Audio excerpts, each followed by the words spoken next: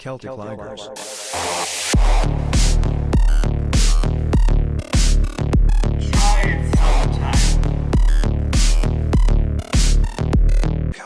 Recorded 25th of July 2025. Basically, so this is a movie review, okay? And also a movie discussion. And I'm going to say it's a discussion because it's going to be spoiler fucking heavy. We're doing it in universe as well. So this is a podcast that's in the, you know? Yeah, okay. So we're like, oh, it's real, you know? Yeah, Don't go outside. Stay inside. Yeah. Put your granny into a nursing home. Yeah. Yeah. You know what I mean? And do not get vaccinated. How do you think we got here in the first place? Do you know what was a freaking lab leak? Was the freaking rage virus. Yeah. So I have a confession to make. I've never seen the first one. You're joking me. Wait, what? What are you talking about? Is that a I've joke? never seen the first one. No. Is that a fucking joke? I've seen a bit of it. Are you fucking kidding me? You had a bit in your stand-up about it. About 28 days later. Yeah, wasn't there a bit where you go like, you said something was like, there's a bit where some guy is like is trying to put like what's the word? A needle in you anyway. And he makes hames of it. And then he goes, then you go, oh, there's all this blood everywhere. And you go, yeah, it's like 28 days later. And he goes, since when? Yeah. Yeah.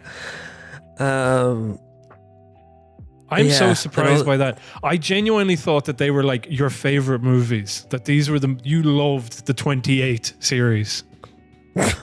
I love the second one. That is mental. You're blowing my mind right now. So what's the first one? Virus happens. It's walking around London. I'd say the first one is probably the best. I watched the. I'm just reeling. I'm reeling. I need to kind of get myself back together because I thought this is going to be a proper old discussion where we're talking, because we're Alex Garland completionists. We complete to Alex Garland. No, I hate the man. But he we reviewed Civil War, and then we reviewed Warfare. And, you know, in the past on previous projects, we also reviewed Annihilation, which you hated. And he is really, the movies he directs are really bland and boring. And then the stuff that he's written, which has been great, has been in collaboration with Danny Boyle, which is 28 Days Later and Sunshine, which I love. And so they're returning to the well. They're making another sequel, and I they're older. I was just interested I was like, I get to see an Alex Garland script directed by a guy who's not a boring director. Somebody who's got a bit of fucking flair to them. So that's pretty much what I got with this movie. But with 28 Days Later, somehow filmed as, you know, while they were in the middle of filming, 9/11 happened, okay? And when you watch that movie, it's like, you would be like, forgiven for thinking this is like the most post 9/11 movie that there's ever, like, it's just the most 9/11 movie, you know?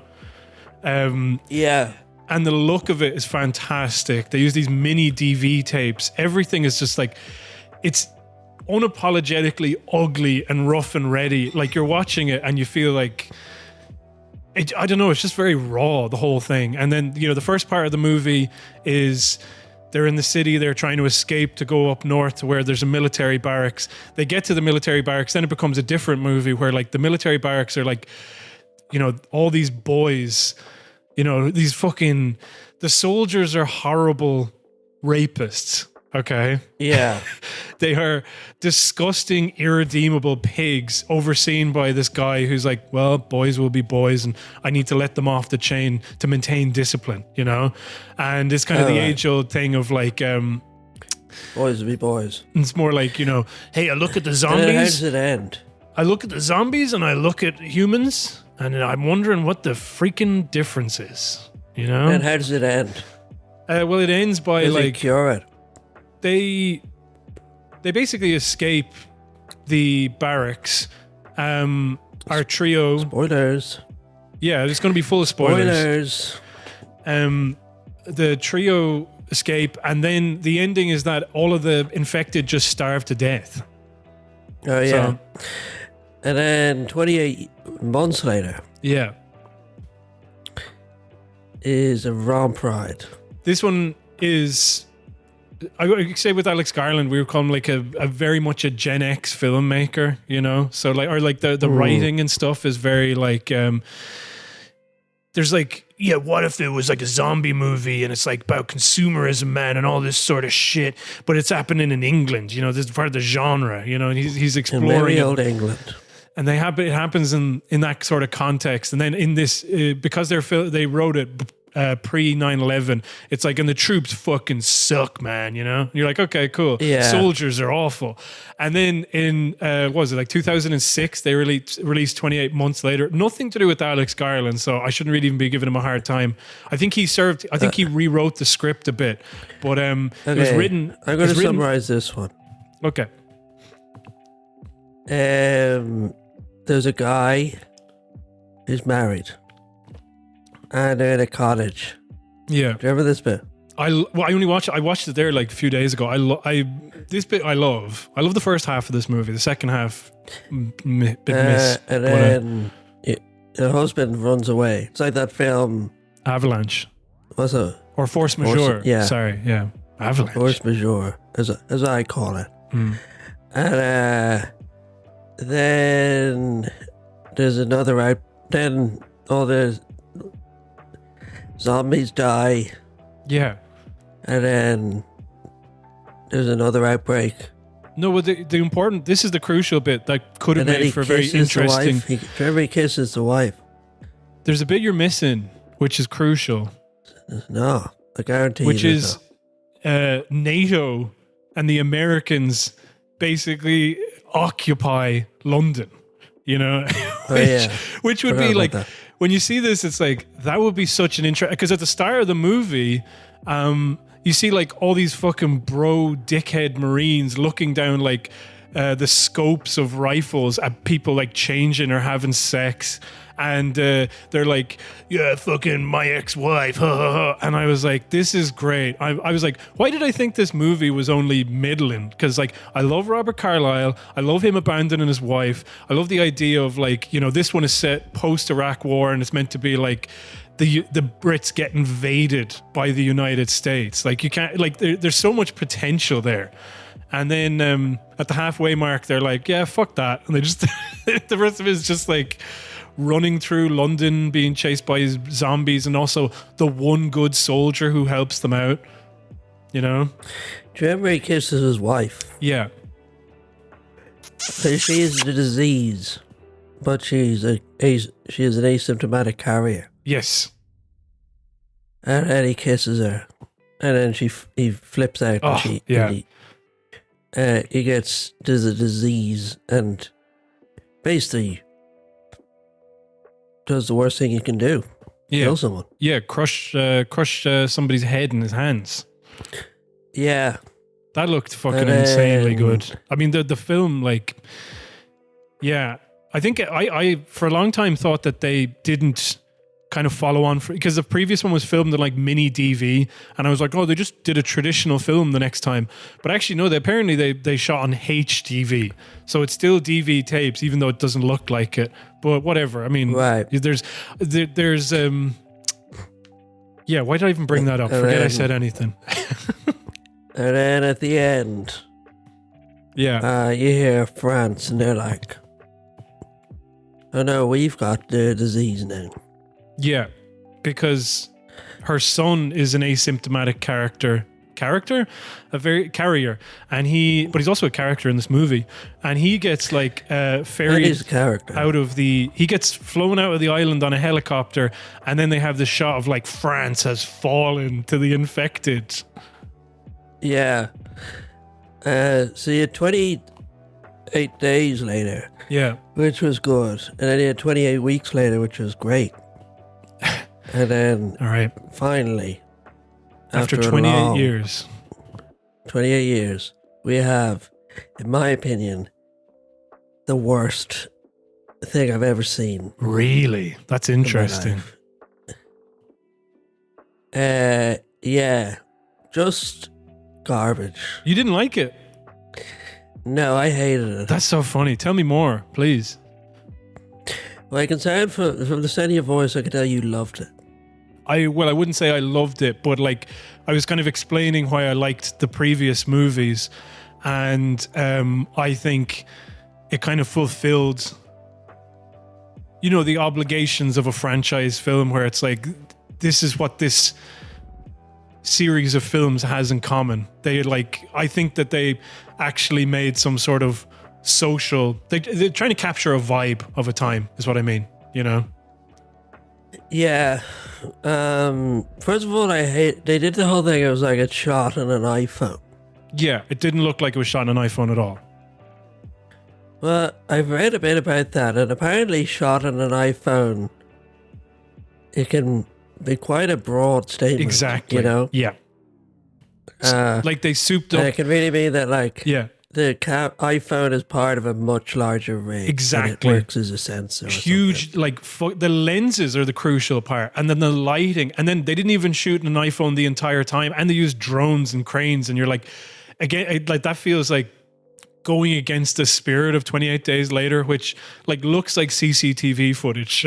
Like it's really, and like the way that they filmed it, there's a famous shot of Cillian Murphy walking through an empty London, and everybody, all the film, Tumblr people, if they still exist, wherever site they're on now, they would be like, they got up on New Year's Day at 4 a.m. to shoot this scene of an empty there's that sort of like the story of the lo-fi filmmaker just trying to get the shot. And then it's like they're trying to do that same thing here, where they're like, we filmed it on an iPhone, but you also built a stage, like the part where they're running across the water, like that's a stage that they flooded. That's not like they're not even like in the sea, So it starts off, and it's these people in a cottage, which I read as a reference. To which? The cottage in the other film. In the first movie? In any of them. There's a cottage in them all. Oh yeah, there is actually, now that you mention it. Yeah. So it's like, hey, super fans, here's one for you. Well, the other thing, sorry, we forgot to say about the second movie, they're also like, all the infected starve to death in the second movie. So we have two movies where the infected starve to death. And then in this one, it's like, well, something happens. Who cares? And this one, you see them eating. Yeah. And it's like nourishing them. Yeah. And they do a lot more than that as well. So it starts off in a cottage. And there's a load of kids watching the Teletubbies. Yeah. Isn't that fucking dark, man? This is again going back to Alex. Not to cut across, but like it's so much like the Gen X. Like, they're watching the Teletubbies while some dark shit is happening outside, but you didn't expect that. Doesn't this fucking blow your mind, you squares? I read a fan theory on Reddit. Go. That might blow your mind. Okay, so then I'll tell you when it comes up. And then a zombie eats them. They're not zombies, they're infected, man. Yeah, an infected zombie. Back in the day when that movie came out, he was really annoyed that people kept calling them zombies. He was like, they're not zombies, they're infected. Now he doesn't care. Really? I don't think. He shouldn't. But anyway. So then he runs over to the church. Oh my God, this bit. So, yeah, go on. And there's a priest, and the kid's like, Dad? And I'm like, hold up. Hold up. You expect me to believe? And then the dad is like, oh, he's like, this is great. Like, Yeah. kid's like, mom got eaten by a zombie. Yeah. And he's like, don't you see? She's been saved. Yeah. This is a good thing. And then loads of zombies start breaking through the windows. Yeah. It is, not to get too like nitty gritty, but then he's like, take this and run. Yeah. Yes. It's like, well, you're happy for your wife to get eaten. I know. So like, why would you tell your kid to run? I know. Do you know what I mean? The whole thing is so stupid as well, because like, you know, the thing that was great about 28 Days Later for me was just like, so it starts off just very, very quickly. It starts off, these environmental protesters break into a lab and they're going to release this monkey, and they don't agree with tests, you know, testing on animals. And then the monkey has a rage virus, bites them, done. That's it. Do you know what I mean? Like, it spreads throughout everywhere. People are like, you know, struggling in their homes. People like, they're reckoning with it, but then like in a real grounded way. But when you have like this priest who's like, this is the end of days, this is the right, it's like so cringe, isn't it? It's so fucking lame.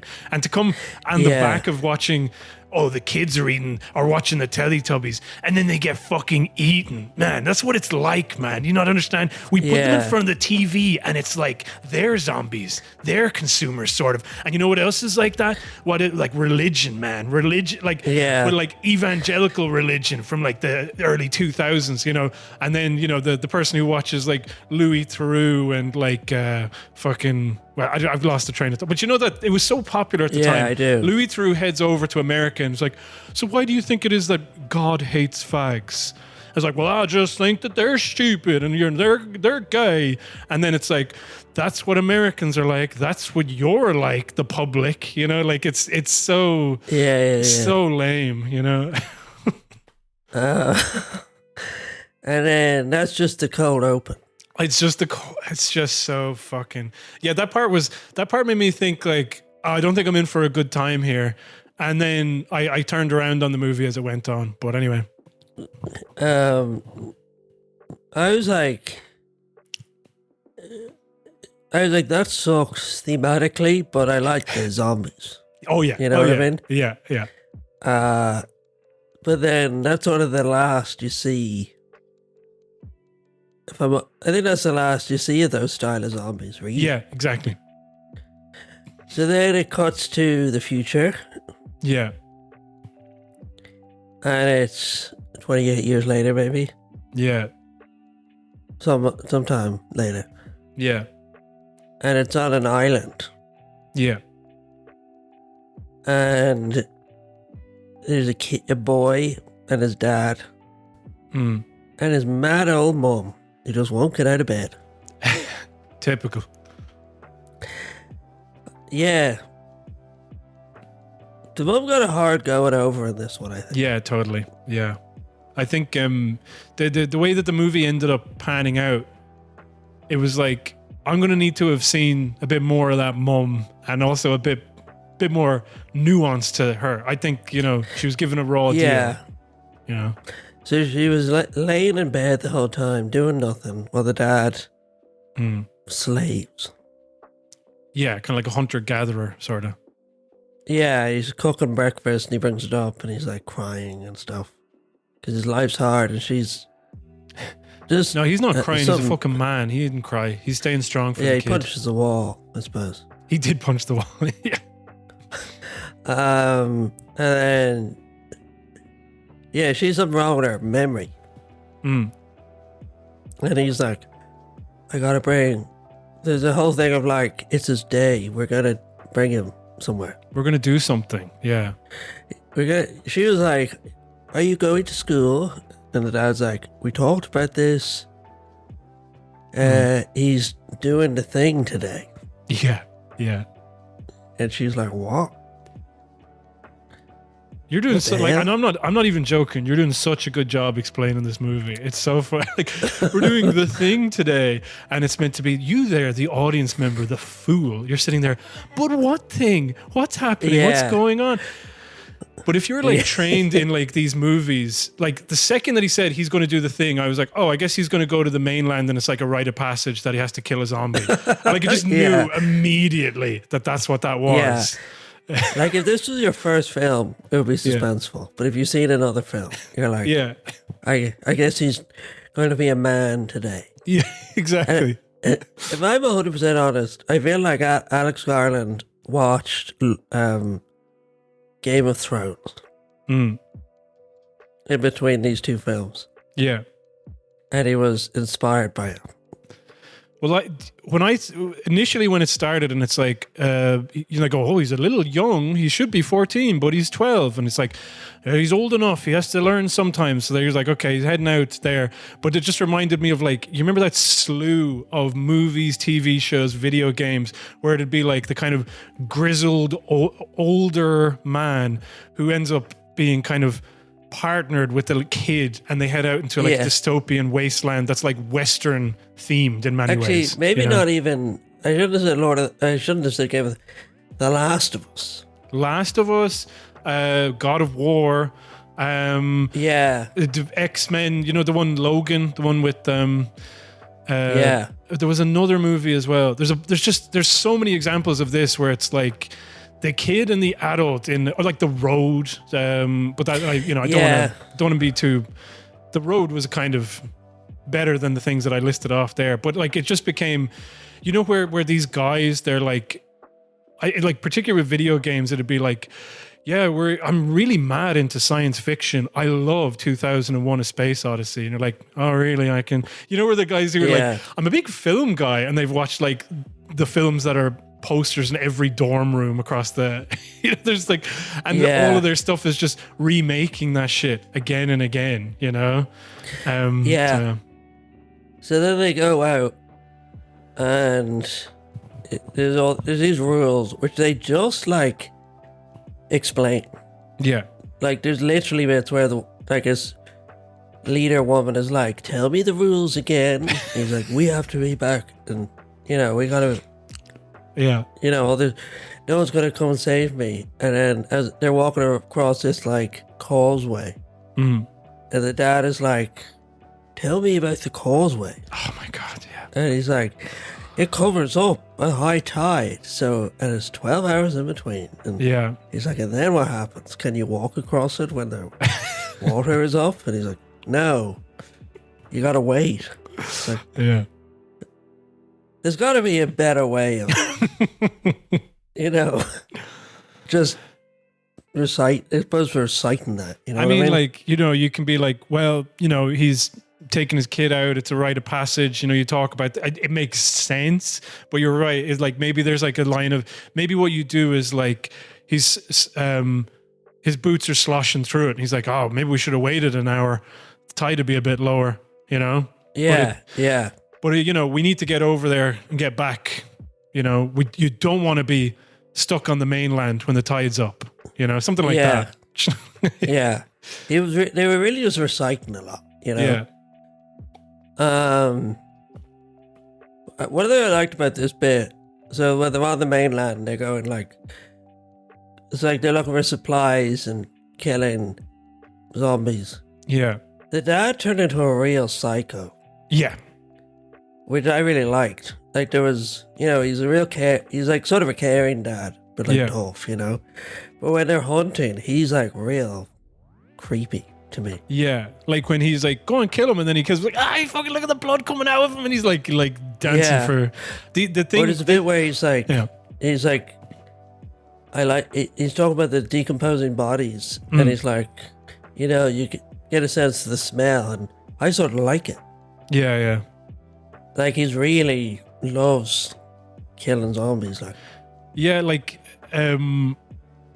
that's kind of once we've talked about the movie from start to finish, then we can weave the tapestry of the themes and ideas that it's playing around with. But that idea of like like it's the cliche of, oh, are the humans that different to the zombies? But I like it when the context shifts to be kind of about the moment, you know what I mean? Like instead of it being like, although this scene was in it, but the idea of like, you got a lot to sit down and watch TV like a zombie, you know? Instead of it being like, in this one, you see this community, this isolated, tiny island community. Everything is like heteronormative there, okay? There's a St. George's cross flying. There's this kind of hunter-gatherer type component, and it's like, those are the monsters on the mainland, and they just like delight in... when Aaron Taylor Johnson goes over, he just delights in the violence, along with all of them do.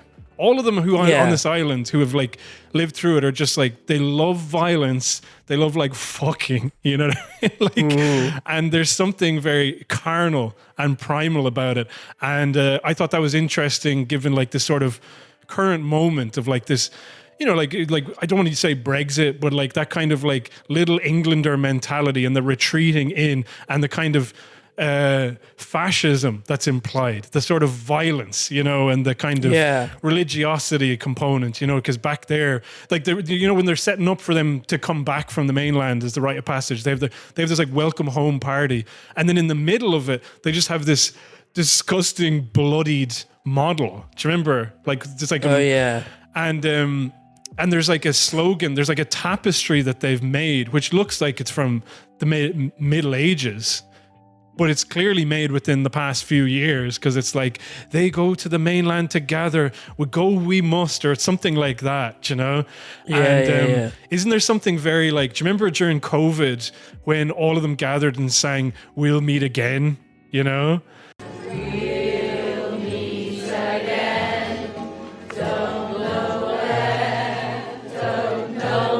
And then the fact that they kind of have that Rudyard Kipling poem, you know, like, I can't remember what it was. It was in the trailer where that guy, "No, jumping up and down again." You know, that one. Yeah. Boom, boom, boom, boom, moving up and down again.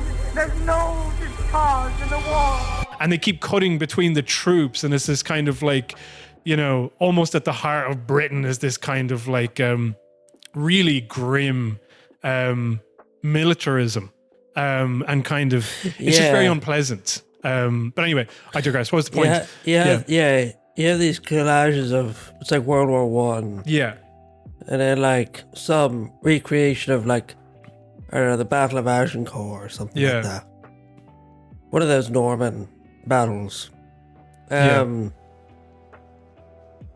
bit is, so some of that is a bit stupid, where it's like, that seems like real Alex Garland shit to me. You're like, remember with Civil War and Warfare, where it's like, I keep using Gen X, I think it's appropriate, but that idea of juxtaposing something with something else and being like, bet you didn't think about that. You know, there were like the parts where like, it feels like, oh, did I just start watching a freaking Adam Curtis documentary where the information that's being conveyed and the image that's next to it, they just don't match up. What's going on? You know? Yeah. See, it's,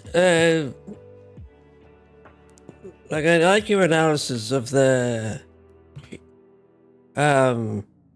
fascism, you know? Yeah. I think that's good. It's like, they're like, even they have the picture of the Queen. They don't have a picture of King Charles, you know what I mean? Yeah. It's like a picture of the Queen from like when she was in her 30s. Yeah.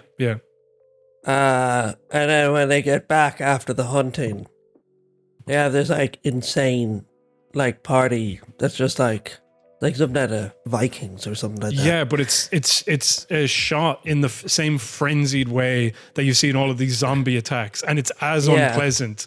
And the kid, when he's going through the like zombie wasteland, you know, he's seeing horrible things and repulsed by it. Okay, but the only time he gets sick is when he's back on the island.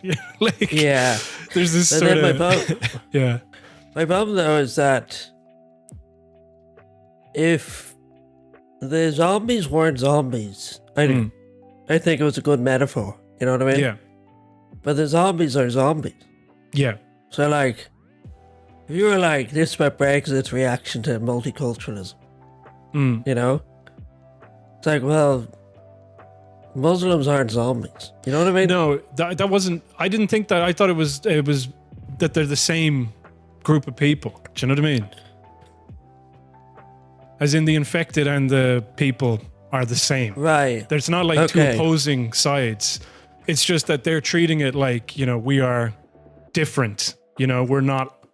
Anyway, I just thought that it was the idea of hearkening back to like history, and it's just that there's something rotten in Saxon, and they're looking at these zombies and going like, oh, they're like different, they're savages, they're monsters, and you're just like, no, they're the exact same as you, and you've become worse as a result of being around all of this violence as well and being exposed to it.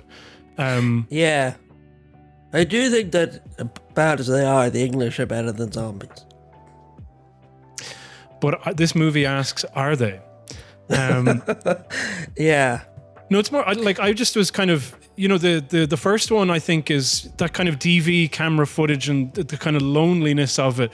There's a tremendous paranoia, which feels at home with the late 90s, early 2000s. The same paranoia that Adam Curtis one time speculated willed 9/11 into existence, And then the second one starts off with the promising idea of like over militarism, in the Iraq war, and there is an element of surveillance in it as well, but then it kind of just becomes a generic horror movie by the end. But all of it is about like violence, and the violence that's underneath the surface in England, this palpable feeling of anger and rage. And it seems appropriate then to have this where it's like the Little Englander thing, where it's like there's this like vulgarity underneath it all. It's really like, Yeah, I get you. That's, yeah. And the other thing about it is there's two... Yeah, there's a part anyway where like when they're on the mainland, they... this is one of the things I didn't like about the movie, which is it starts to become like Left 4 Dead or a kind of, some sort of like video game where it's like, well, these are the squelchers and that's the witches. And one of them takes a headshot and the other one takes and you're just like, this is so fucking stupid. But whatever, I'll just run with it. It's like the Blue Bloods. They, they only eat this, so be careful. They're slow but stealthy. Yeah. And they have the alpha. Even like it tastes like a video game where the first ones you meet are the like dopiest ones. You know what I mean? Yeah, exactly. They meet like the level 1 zombies first. Yeah. And then if the the alphas. The fucking alphas. And I know they're your favorite. And we'll get to that in a minute. Yeah, I was like, people were telling me, shh, because I kept apologizing to the screen. Oh, I'm so sorry. Sir, what can I do for you? Yeah. He loves their design as well. And they, yeah, they had to tell me to sit down because I kept trying to suck off the screen. Yeah.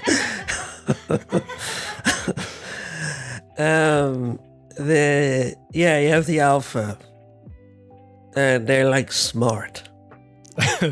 They're like smarter. They're kind of like, but they're, and then the thing at one point in the movie, they say this, which is like, just made me so annoyed. It also more like a video game where they go, yeah, the alphas are like big. What do you mean the alphas are big? Like, how does it like, how does the virus decide like, oh, this is going to be an alpha because it is big? You know what I mean? It just, and then the fact that they all looked like, oh, they're all like 6 foot tall bearded men, Yeah, like it makes them grow a beard. Like. Stupid. Like all the squelchers were like fat in the same way. Yeah. They had the same face, like. Yeah. They're like fat ones. And then what were the other ones? The Rangers.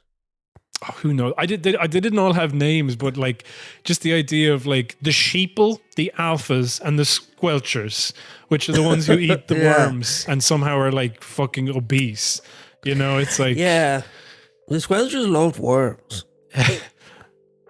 So stupid. So fucking stupid. There's just so much weirdness in it like that. The squelchers were like, anytime you saw them, they're eating worms, and like later on, there's a bit where like the kid gets attacked by the Squelcher. And it's because the Squelcher thinks that his shoelace was a worm. Yeah. Like, he's not interested in the human boy. He loves the worm. So stupid. Speaking of worms, though, that's probably how they how the virus figured out how to designate alphas by how massive their pricks were. Yeah, how big that worm was. Yeah, because it's big. Flopping around out there, and then it's 28 years later, so all their clothes have just withered away. They've all just fallen off, and yeah. And there's a bit where one of them's like, the rage virus acts like steroids. Yeah, so it makes them bigger. I did appreciate them at least trying to be like, yeah, that's the reason. Yeah, whatever. Yeah, but steroids shrink your nuts and stuff. Yeah, you wouldn't have a big hog on steroids. No. So yeah, they get back to the island. Well, the first thing is they get tracked by the alpha. They end up in a cottage, and then they're in the roof of this cottage, and then he spies the smoke from a big fire, and his dad is like, "That's nothing. Don't worry about it." And so, and I took the dad's word for it. You know, I was like, "Oh, it must be nothing." Yeah, he mustn't know who that is. He's never been there. He said it. He said he's never been there. So I'll just trust him on that one. Yeah. And then they go back to the party. And the dad has sex with another woman. And he's a very generous lover. They've made sure to include that. You know? Yeah. He wasn't doing just a bit of a tumble in the hay. He was, going down. Yeah. Down south, if you know what I mean. Oh, right. Yeah. Yeah. Yeah. And then the kid sees, and he's shocked, he's horrified, and I was just like, oh, I wasn't like whatever, but just the idea of after he sees his dad do that, he's like, you're fucking dead to me. More than that, he's like, I'm gonna kill you. Like, he takes a knife out on his dad. And I was like, well, he'll forgive his dad of it. No, he doesn't. He doesn't forgive him for the. He never forgives him. Like, he doesn't get over it at all. And the dad doesn't feel like explaining himself, I guess. Yeah. So then the kid starts talking to an old local, knowledgeable man on the island. And he's like, we saw a fire. And he's like, that must be old. What was his name? Dr. Belson? Belson? Something like that. And he's like, I won't tell you anymore because your dad told me not to. Kelson. Dr. Kelson. Yeah. Dr. Kelsey. Dr. Kelso. Okay. Who's Kelso again? Oh, yeah. And then... What did you just say? What the fuck did you just ask me? So then the kid is like, I'm going to take me mad mum all the way to Dr. Kelson because he's the doctor and he can cure her. Yeah. Well, the dad's like, yeah. Hold up. You're doing what? With who? Yeah. But the dad is like, he admits to knowing who Dr. Kelso is. And then he's like, I saw him. And he starts about to recount something that is the most horrifying thing he's ever seen. Okay. Yeah. And he's like, I saw him lining up all of these dead bodies and throwing them on a pyre. And he waved to us as if to say, come on down and help me out. And we were ran, and we never looked back, and fuck that guy. And he was like, but even the way they shot that scene, I mean, maybe they could have made it look a bit more gross, but you immediately knew the way it was this guy has been laughing and clapping at blood flowing out of a fat guy's neck, and it's now he's the most horrifying thing I ever saw was somebody trying to give a dignified burial to all of these dead people, Yeah. I feel like the imagery was supposed to be something out of the war in Iraq. Probably with him, they're obsessed with the war in Iraq, and then it's the war in Iraq was bad. Oh yeah, it was bad that they sent our boys and girls over there to die on a lie. And I was like, what about those guys their suck. boys and girls. What about their Yeah. bad? Like the soldiers who went Yeah. over and did the killing. It's like, oh, I'm not prepared to say that. I just know war is bad, and why can't we all just freaking sort it out? Like I'm just repeating like what we said in Civil War, what we said in fucking warfare, but it's true. This is what they think, and also links back into 28 months. Was it 28 weeks later? Sorry, where like I think it's a perfect opportunity to have a movie where you treat the military the same way you did with 28 Days Later, where it's like they're irredeemable monsters who, you know, are as bad as the fucking zombies. But instead they're like, yeah, no, they might be, but they're just kind of boys. They don't understand any better, you know? Like, it's tough going. You don't know what it's like to be a soldier, and it's actually the people at the top who are to blame. So let's put it where it's, you know. Anyway, whatever. I think that makes the 28 Weeks Later movie emblematic of that time as well. Like the way where people would criticize the Iraq War, but then also go, oh, it's terrible that all these American troops are dying. And it's like, I actually don't really care if an American troop dies because they're over there murdering completely innocent civilians, you know? Like, to use the Cat Williams joke, you know, the one where he's like, we came up with a word for them, insurgents. And it's like, oh, I don't have any friends who are insurgents. And he's like, motherfucker, we're not killing insurgents, we're killing them. You know what I mean? Like, you don't believe we gangsters? Tell me what the Iraqi uniform look like. Don't worry, I'll wait. Cause you ain't never seen that motherfucker. We ain't killing they army, nigga, we killing them. We over there killing niggas in sweatpants, tank tops, flip-flops, and a cowboy hat. You shouldn't have been talking shit.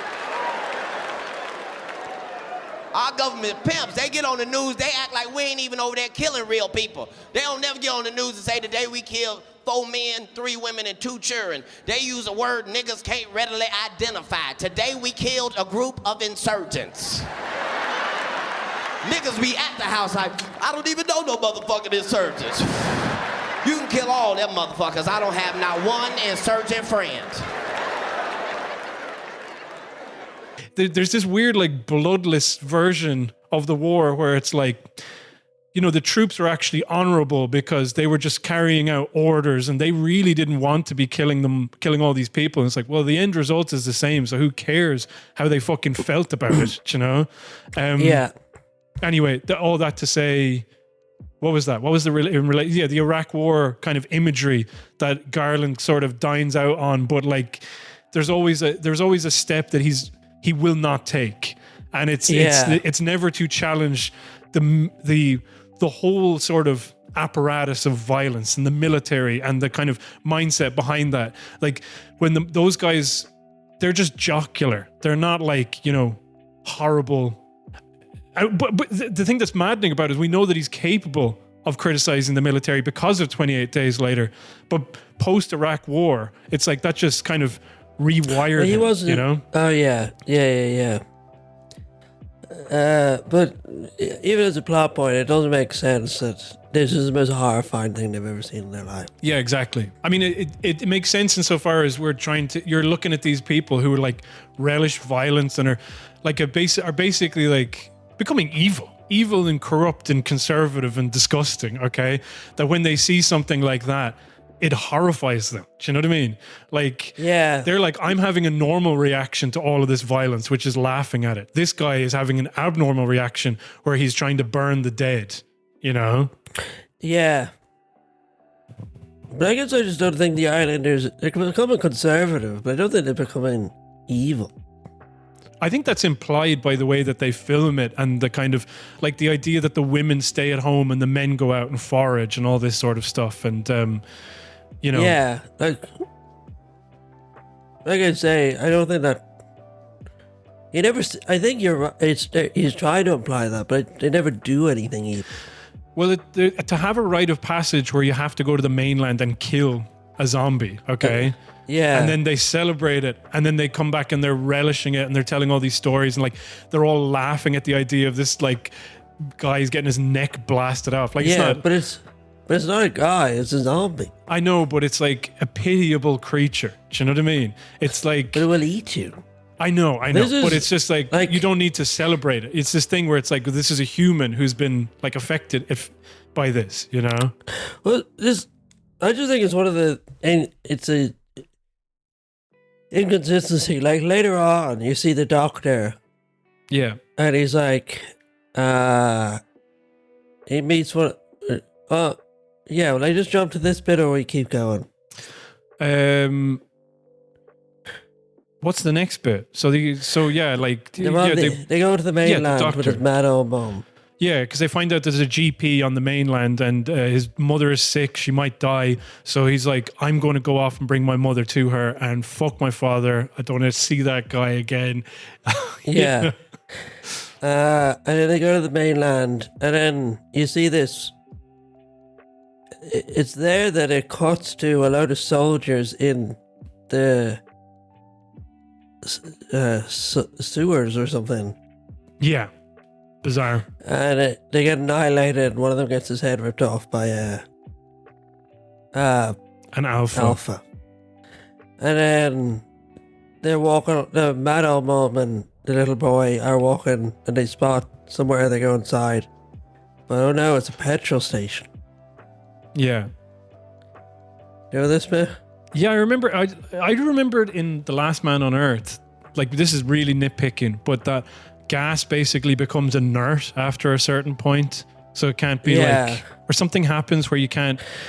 But petrol goes off, but this is saying it's like some gas leak or something. Well, or were they trying to say that the petrol sort of like accumulates all these fumes, which like then seeped up into the petrol station above, so the whole thing is like filled with these flammable gases. You know? And then they're about to die. There are a lot of moments where it's like, oh, you think they're gone now, but they're actually fine. Yeah. You know? And then the fella, this soldier comes and like lights the place on fire and it burns. He's like, get down.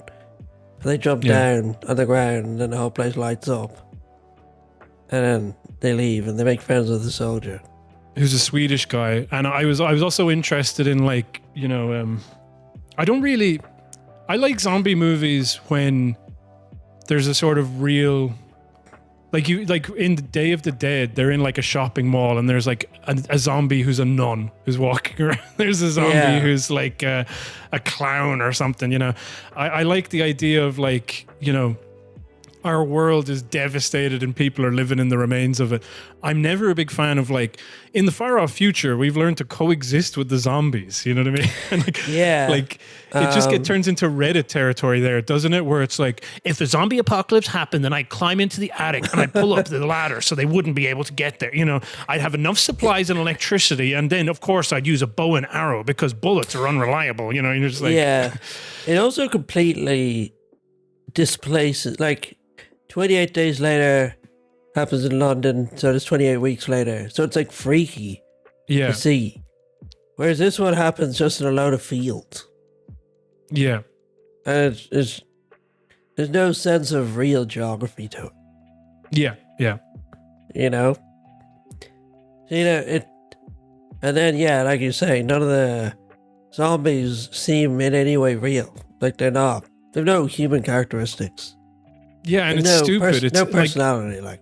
And they are like video game characters in that all the alphas look identical, all the fat ones look identical. Yeah. And it's like, this is a copy and paste sprite that I've put in here, and, you know, this one is 10 points. Obviously, that's not really good video game stuff, but you know what I mean? Like, it's very like. So, like, it really doesn't feel like it's real. Yeah.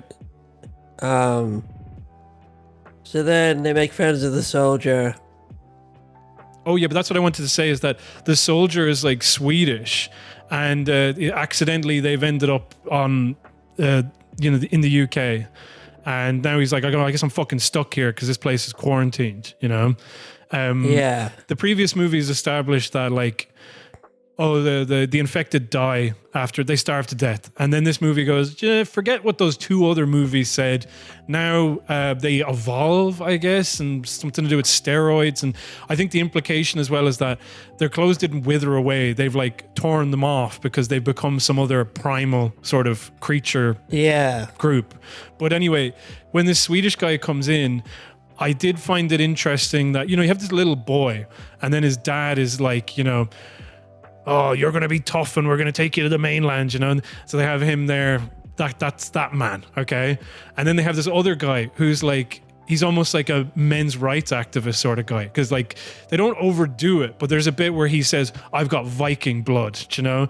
And then he shows a picture of his girlfriend and he goes, she's like the hottest woman in the world, you know? Like there's this sort of like, and he's like, I guess she's my ex now, fuck that. This is, you know, he's like, his whole thing is like, instead of like, I'm being separated from my loved one or whatever, he's like, I guess I'll never get to fuck her, you know? Like he's like, he's a really annoying bit in it where he shows the picture and she's, you know, has lip filler. Most Gen X she's so vacuous. She's lip filler in that. And then the kid goes, oh, we have a girl like her. She's allergic to shellfish, so I guess her face roll up. Yeah. And I was watching this in the i-Fi and got a big laugh. It got a huge laugh in Cork. The laughs kept coming. Anytime they like did sort of jokes like that, they were like, to me, like those sort of jokes are like the equivalent of like filler in action movies. Yeah. You know, where they'll have like, they'll go like, a little help or something like that. Yeah. It's like, well, you know, we've had a lot of, it's been a bit dour. Let's put in a little joke. Oh, yeah, your breath stinks. Or like, yeah, she looks like she's got, but like, because it's like, say, the Gen X thing of like, you with your religion and your cosmetic surgery, and you're like fucking zombies looking at your screen. If you just looked up every now and again, see with the fucking world around you, mate, you know? Yeah. It's also important to bring up Charlie Brooker, because like Charlie Brooker did Screen Wipe. Screen Wipe, the intro music was AM 180, which was used in 28 Days Later. But then he would always like reference zombies, and then eventually he made a TV show called Dead Set, which was like a zombie apocalypse in the Big Brother house, you know? And then he goes on to make like Black Mirror. Also on Screen Wipe, he did commission Adam Curtis to do a bunch of little mini documentaries. And it's just like, you know, these guys, it's like they just draw from the same stuff again. Like Black Mirror, I'm going to put in the Andrew Scott bit where he's like, you're all looking at your phones. You wouldn't even notice that the sky turned purple. Fucking shit up everybody's phone. Everywhere you look, people are hooked on the things. It's like chain smoking. Did you make a lot of cash out of that, did you? And you lot are hooked on them as well. Every single person that comes out of that building is like, people don't even look up anymore. The sky could turn fucking purple and you cunts wouldn't notice for a month. You didn't look up, and look where that got you. Sitting in the back like that. www.whatthefuck.com. Like, this is just like, you're like, the Iraq War is the worst thing that's ever happened. And also, I'm, you know, not going to talk about Gaza at all. You know what I mean? Like, you're just, oh, yeah. Yeah, it is also just unkind. You know what I mean? It's just like, it's just very judgmental. And not in an interesting way. It's just like, look at this idiot with their, you know, think they look good looking, you know, sort of thing. So they go on and what happens after that? Well, they're pursued by an alpha, which is interesting to use the word alpha as well. And now we're kind of noticing a pattern of like these toxic male role models. Yes, we did. When they're running back across the bridge. Yeah. That was the worst scene in the film. Did you think? I mean, I don't know what I thought about it. I'm kind of, I'm like indifferent to it. Well, it's so this is when, just before, so when the boy and his dad are returning to the island, just before the big celebration, there's a scene where like the alpha is chasing them across the land bridge. An alpha is chasing them. Yeah. An alpha. I don't know, and it was just so like, it really reminded me of the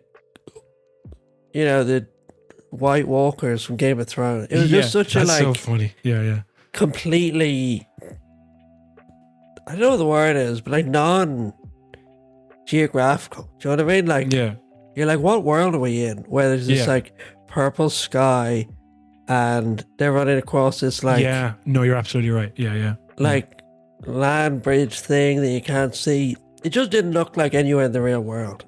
Yeah, you know. And then they kill it. They shoot it, and then but I just wanted to bring that up. But then they made another alpha. Well, I thought we were the one that we overlooked is that they pan over and there's a bunch of infected just splashing around in a river. And then you look at it like, holy shit, one of them's pregnant. That's fucking weird. Oh, yeah. And so the pregnant one, she's just like shivering and quaking and like doing the little spasms and stuff, you know? Yeah. So they're walking with the soldier and they've established that his mother is sort of like hallucinating, you know? So yeah. Again, because it's Gen X, I was like, oh, I guess she's got a brain tumor. It's going to be a brain tumor. They love that idea. Yeah. Cancer, brain tumor. You know, it just fits so snugly into, you know, just cancer is the disease of choice for this sort of thing, isn't it? They should find a bloody cure, you know? Yeah.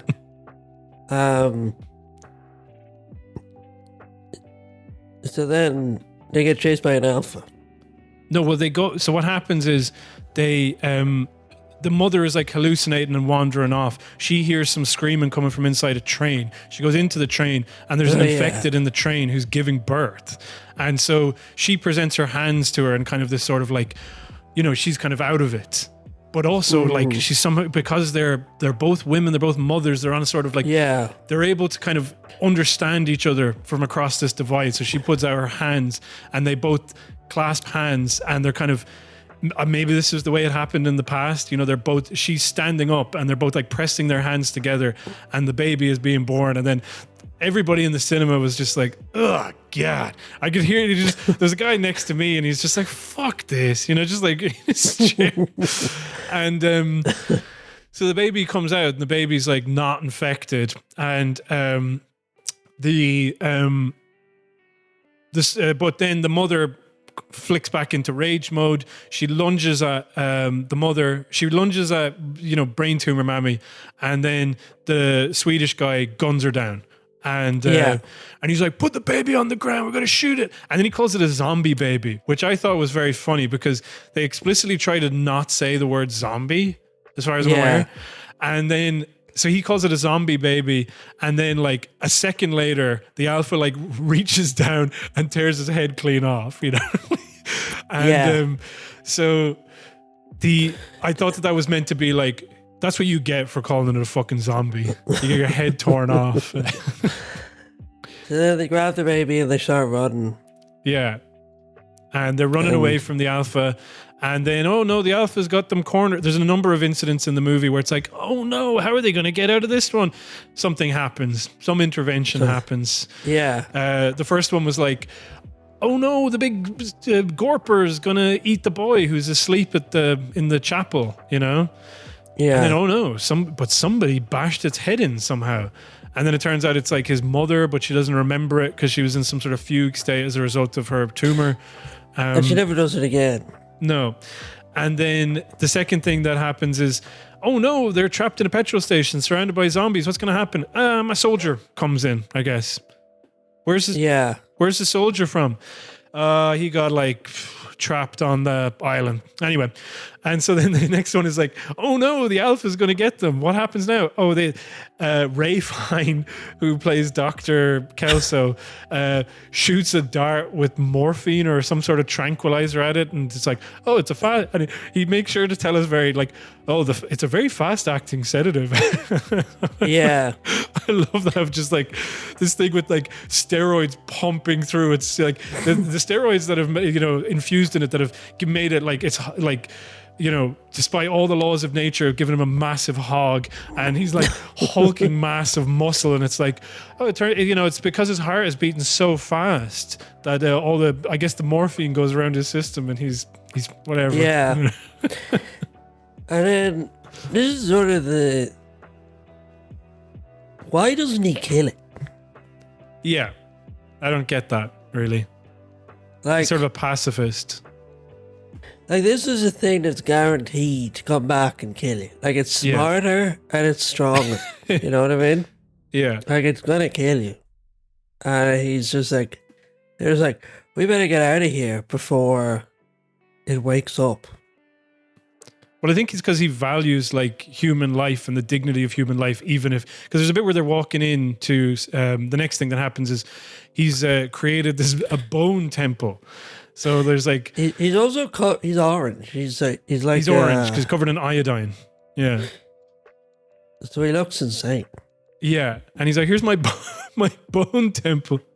So the bone temple pilots. I just wanted to work that in. I didn't really have anything for it, but they go into like the bone temple, and at one point he says, "The dead are here, infected, non-infected and infected alike, because they are alike." So I think what he's trying to say is like, I'm a doctor, and he kind of has this very spiritual response to it, where he's like, I don't have the right to kill this creature, this living creature, unless it gives me permission, I guess, as we'll find out later on.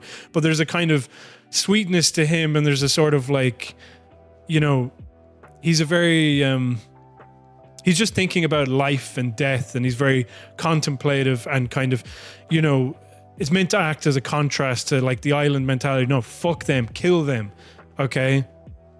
Because they're different. And I really don't want to say this because I think that it's getting eerily close to saying, those savages who are immigrants? Well, actually, they're not so different to you and I. Because but the thing is, they are different because they're zombies who eat. Yeah, because they literally eat you. There is something very uncomfortable about the fact that the main alpha that we see, because the alpha is chasing them because he believes that they have killed his lady. Yeah. Who had his kid, Yeah. And when you get a good look at his face, and he is a brown man, you know what I mean? Like he's fully brown, big beard, long hair. So it'll be like, here's the brown man with a big hog who's just going around like breeding and killing, okay? But actually, he's not that different to you or I. And I was like, is that what you're talking about? The brown hordes? No, it's different. I'm saying something different, But still, I did think that there was like, if we're talking about it in just the most general terms of like life and death and kind of like, contemplating mortality and things like that, I thought it was consistent. I thought it worked. I thought that the idea of him not killing the infected it made sense. And he was actually like, he was saying, yeah, he's a guy who kind of I've seen around a lot. So he knew that this guy was like this is he just walks amongst them, Yeah. So, yeah. I didn't think that he was the type who would kill one of the infected because he doesn't see them as different to us. Yeah. But then your man comes back and tries to kill him. Yeah. I think you're thinking about this in terms of like a zombie movie, which it is. But you're like, what I'd do is I'd get a shotgun and I'd blow his head off. And then I'd climb up into the attic and I'd pull up the ladder. No, and I'd have enough food. What I'm saying is that the metaphor fundamentally fails. You know what I mean? I think it fails if you get too literal with it. But I think it can work if you're just like, all right, I'll just ignore that bit, like... Yeah, ignore the nature of the character. You know what I mean? What nature of the character? The nature of the character is he's a physician and he's kind of do no harm, and he's trying to give dignity to the dead. The nature of the zombie. Yeah. Okay. Yeah, but I'm saying like that guy just wouldn't kill the zombie. So. Oh, I get. Sorry. Yeah. Yeah. I got very distracted because I got a push notification onto my phone. It said that The Simpsons just killed off Marge Simpson. That's funny. But I don't think it's. I think it's a bit of clickbait. Well, there's only one way to find out, and unfortunately, it means you got to take that bait. Is Marge Simpson dead in The Simpsons? Season 36 finale explained. This is the Radio Times. They're actually a reliable source of information. So wait, after being released last month on Fox, season 36's final, A Stranger Things, has aired in the UK. Its finale. The episode began with a twist that even longtime fans would not have seen coming: the death of long-suffering wife of Homer and mother of Bart, Lisa, and Maggie, Marge Simpson. The surprising turn of events was revealed in a flash forward that showed how Lisa and Bart's relationship had panned out in adulthood. They keep going back to that well, right into the future. It's just stupid. Forget it. Forget it. All right. Yeah, so they go to the Bone Temple and they have the head of the Swedish guy, which he's like, here's what I'll do. I'm going to add him to my collection of skulls. So I'm going to throw his head into an incinerator and then wash off the flesh and then just put it in a big old pile of skulls. Yeah. Okay. Yeah, it's like... Fair enough. But there's a bit where like the boy comes in, Spike, and he knocks over some of the skulls, and the guy's like, he's like, "Oh shit, I'm sorry, I didn't mean to disturb the display," and he just goes, "No, it's not that sort of display. Actually, I don't give a shit about these skulls." It's like, what do you care about? Especially if like, yeah, just put my skulls, like throwing them on the ground and fuck them around, you know.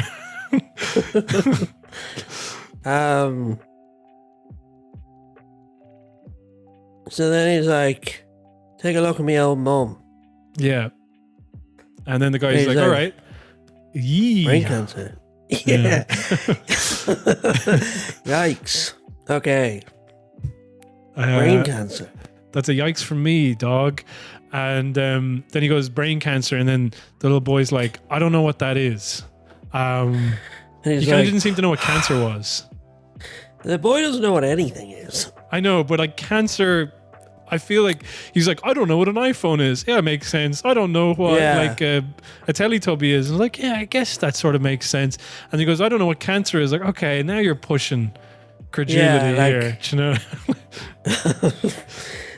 So then he was like, well, there's only one thing to do. And I'm gonna and then he blows a little dart at the boy's neck. And then he's like, I'm off to kill your mom. This bit was so stupid to me. Yeah. Like, it's supposed to be the emotional climax of the movie, and the mom's like, right, I guess I've had a good run. And a kid was mad for a few 10 years. Now it's time to die. Yeah. And they go up into the skull temple. Yeah. And then he... What happens is that the boy is knocked unconscious by the morphine dart, and then he wakes up, and then Ray Fiennes just hands him a clean skull. Like, here she is. I was like, that's horrifying. Imagine you're like... Yeah, I was like, that's so gruesome. Just the idea of like holding on to your mom. No, don't go. You're unconscious. You wake up. Here's her skull. Yeah. You know what to do with it. You did it like a few minutes ago with that like racist Swedish guy. Yeah, it's the same thing. Yeah, it's all been like... Look, I know you've had a hard time, but you get to put this one at the top of the tower. The big skull thing, which you just knocked a bunch of them off. You know, there's nothing holding them up there. You have to climb up. A breeze is going to knock your mum off of that thing. Yeah. But then he does it. Yeah. And then like a second later, the Alpha invades the Bone Temple, okay? And so they lock themselves in a grate underneath the Bone Temple.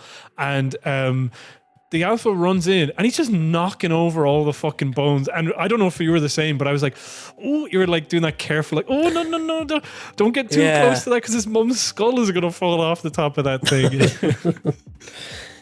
And nothing happens. No, what happens, the Alpha, like, they're like, oh, I guess they're safe underground. And then the Alpha, like, bursts his hand through the ground and pulls at Ray Fiennes. He's about to pull off Ray Fiennes' head. And then another morphine dart to his hand from Spike. And it's like, oh, now he's asleep again. Because it's fast acting. Remember, he said that. And so, like, the next thing that happens is Ray Fiennes goes, I think you better go. Like you should probably leave actually and go back to the island. I was just thinking, like, what about you? Like, this Alpha is going to be tearing the Bone Temple apart to try and find his kid, and you're not going to do anything about it.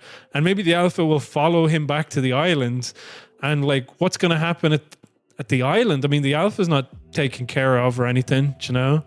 And they're like, whatever. That's another movie, another guy's problem. I'm not involved in that movie.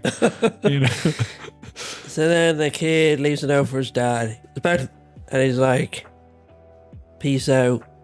Here's a baby. This was like, I still don't forgive you. It was very clumsy to do a bit as well, where they do the usual thing, which is, so in 28 Days Later, the original movie, they have like at the end, they go 28 days later, or like 28 something later. And then they show all these corpses of the infected on the street. And it's like, yeah, they're out in the middle of nowhere in this small cottage, and they make like a big sign that says help for a plane that's passing over, something like that. Yeah. So then in the end of 28 weeks later, it's the same thing. They go 28 days later, and then they show France, and it's like, oh no, France has fallen. So in this one, they go 28 days later, and then they show an event that is happening contemporaneously with the film. You know? What I'm saying is that, like, so we've been watching the film up until this point. He's like, I guess I better go back to the island. And then they show the people discovering the baby. And I first said, like, I didn't think this, but you go like, what, so the baby was out there for 28 days? You know? I know it wasn't, but it was like, why did you do that? I'm not sure why you... like, yeah. And then he's like, I don't forgive you. I'm going to go off now. Yeah. And here's a baby. Here's a baby. And then he goes off. And he's walking around. And he's... This was... So I was kind of like, it was kind of like on the movie, I was like, yeah, that was fine. I mean, like, there's a quote I always come back to where it's about the Killing Joke, Alan Moore, where he says he doesn't like the Killing Joke because it feels like two pieces of IP talking to each other, because they're two impossible characters who couldn't exist in real life. They're not talking about anything about the human condition. All it is about like Batman and the Joker. Okay. Yeah. So at this point in the movie, it's like, well, this is what it would be like if you lived in like a zombie apocalypse and your mom had cancer and then she died, you know? Yeah, and like, maybe you could be like, well, there's a kind of overarching thing about learning to accept death and embrace life and all this sort of stuff. And then there was like hints, like I was saying before, of like little Englander mentality of like, you know, retreating and kind of conservative religious sort of values and these small community, and then these like savages and kind of like, you know, there's things to pick apart. But I was like, I'm not even sure how intentional that was. And then the ending comes and I was like, okay, I now believe that they're intentional. And I do think that this movie captured the weird, like, violent insanity of present day Britain at that moment in time. I personally think that. This is the last scene. Yeah. So he's like running from these zombies. Yeah. And he shoots a few of them. And then this guy goes, mind if we help? Sort of thing. Yeah. And it's like this Jimmy Savile looking guy. And he's the kid from the start. Yeah.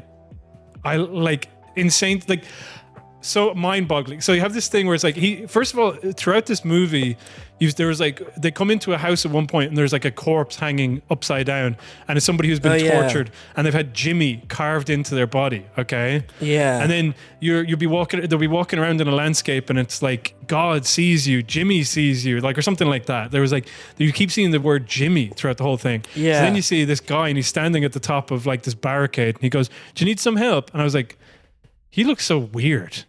Like, what? He's got like long white hair, a bunch of rings. He's wearing a tracksuit, and then like another person shows up, and they look exactly like him. And I was like, why do they look like Jimmy Savile? And then I was suddenly thinking about the Jimmy. I was like, oh my God, like the Jimmy that's being referred to the whole time, this weird cultist thing, is like all of these people who seem to roam around killing zombies dressed up as Jimmy Savile. Yeah. And I was like, this is dynamite. I love this. I thought that was fucking fantastic. When the last bit happened, I was like, why was I forced to sit through the whole film together? I know. I was like, what was the point of the rest of it?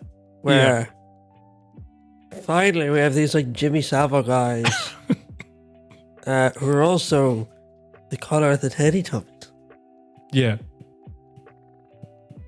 I didn't notice that. That's so funny. Like each of their tracksuits was the Teletubby color. I think so. That would be That's what Reddit said. That would be on point, yeah. And then it ends. Yeah, that one I didn't really like. You know, where they're like, "What about come on some adventures with us, kid?" Huh? And then they like shake hands, and you're like, you know, it's like, "Hey, come back for the next one. There's going to be another. There's going to be 2 more of these fucking things." 2 more. Yeah, they're making a trilogy. When's the next one out? I think it's out like next year. It's called like 28 Years Later, The Bone Temple, Part 1. We've already seen the Bone Temple. I know. That's why I was kind of surprised by like Bone temples in Ireland, in England. But like, yeah, I kind of I had a soft spot for it. I quite liked it. I thought that it was good to, like I said, you know, the first one is like this kind of 9/11 paranoia. The second one is like Iraq war kind of militarism, and then this one is just like Britain has gone fucking insane. You know, everybody is violent, angry, and conservative, and like also they're all pedos. You know. No, I hated it, but I'm excited for the next one. I know. I love those movies. I don't know. I like seeing zombies in England. I don't know what it is. I don't know what it is about that combo of things. Yeah, it's because they're all freaking zombies. Yeah, with their smartphones, and you know, they're like, "Oh, I got to get the latest iPhone." That's what they're like. They're waiting around the block for the latest I'll update iPhone. my iPhone. And I do mean block, you know, Yeah, because it's just American things said with an English accent, you know. yeah. It's the iPhone that gets to me. Yeah. They wouldn't even notice if the sky had turned purple. They wouldn't even notice their iPhone turned purple. Yeah. Well, they would. And the Iraq War was justified. It was just that the people carrying it out were so buffoonish. Wasn't George Bush like a freaking monkey? You know, and you see all his pictures. Yeah. Him looking like a stupid idiot. And the iPhone. Maybe not to go back to that. But. Don't get me. I mean, leave it well enough alone. There's also, I'm trying to think of other stuff that would have been in like the 2000s that would have been on these shows. I mean, shows. I said it shows, but it is like that sort of like there was such a glut of like the prestige TV shows that have like the turn or the twist or something happens. Like Dexter is a great example, you know, the serial killer, but with a conscience, you know, or like House. Yeah. He's like the greatest genius if he can just get out of his own way. You know, that's sort of like, you know, fucking, there's some sort of like, and then there's always an episode of House where it's like, I don't want my brain tumor to be removed because of Jesus. And then House is like, Jesus didn't exist and you're an idiot Christian, you know? Yeah. And then like, I feel like in House the episode would be like a Christian comes in who can no longer pray, you know? Yeah. And it turns out it's a brain tumor. And then House is like, the religious cortex is the thing that makes you believe in God, you know? And then they remove the tumor and then they can pray again. And House is like, it's still bullshit. But that's like the Gen X writer is always like, religion is dumb, but also there are some questions that conventional logic can't answer. Yeah. So a guy comes in and he's like, I believe in God because I was molested. And then House is like, I'll just remove the part of your brain that got molested. And that should cure you or something. And the thing about House as well is that I like, it's part of the genre, so you can like it now. But at the time, it drove me mad. Is characters diagnosing like they're each other, like explaining each other's personalities to them. The problem is that you're high maintenance and you can't take time out of your work, because if you did, you'd realize how sad and lonely you are. Well, at least I'm not Mr. Goody Two Shoes who thinks that he's doing her a favor by lying to her. You know, something like that, where it's like, can you just like imply this instead of having the characters just say it? Like, is that not like better drama? That like,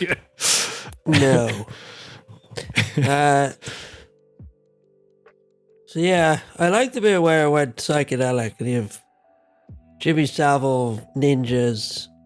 Yeah. It was a cross between like the Teletubbies, Jimmy Savile, and the Teenage Mutant Ninja Turtles. Like they all had their own weapon and stuff. That's so funny as well. Yeah, they did.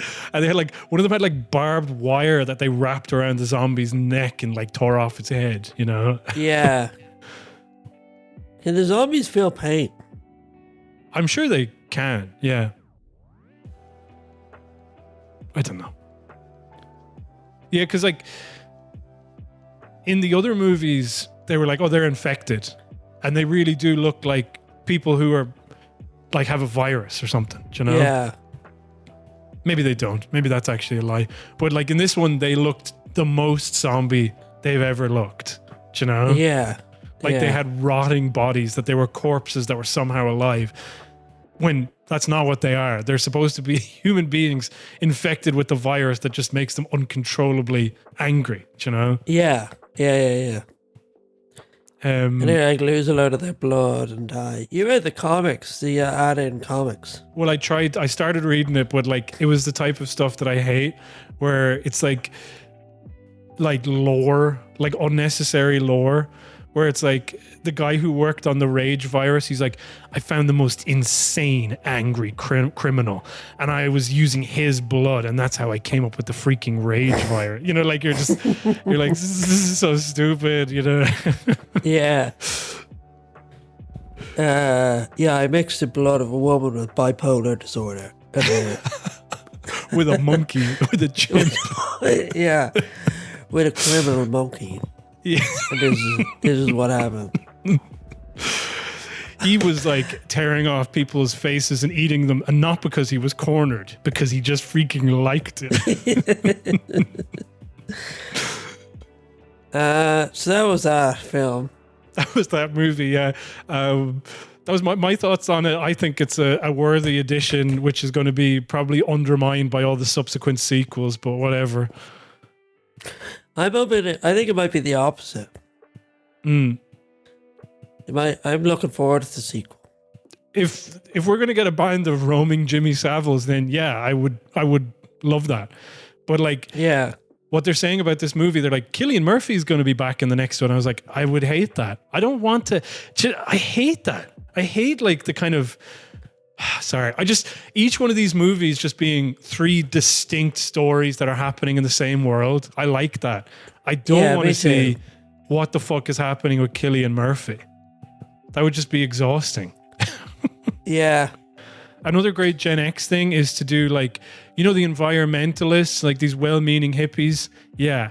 They're so naive, they don't understand what the fuck they're doing. They just released that monkey and started this whole goddamn thing. Yeah. And then when the monkey bites them as well, they're like, get this fucking thing off of me. You know, like suddenly their principles now you go don't out like the monkey, now that it's biting you. You thought a monkey would never do that. Yeah. But it does. Yeah. It's in its nature. Where are your principles now? And the monkey that bites, therefore deserves to die. We should kill that monkey. And he's like, kill the monkey because it bit me. That monkey should be tortured for the rest of his life in a detention center.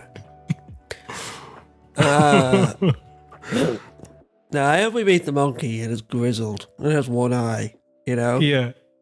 And it's like, as its The own monkey's an bone. alpha now. The monkey's an omega. He exists outside of the traditional framework. Actually, one of the alphas that we saw, that was the monkey, because you see, he evolved in the intervening years. The way the virus like evolved over 28 years, it just became different for some reason. Yeah. Or the monkeys evolved into like a snake or something. He was like, whoa, what the fuck? He's evolved into a dinosaur. It's like, you know. What the hell? Because it's so fucking crazy.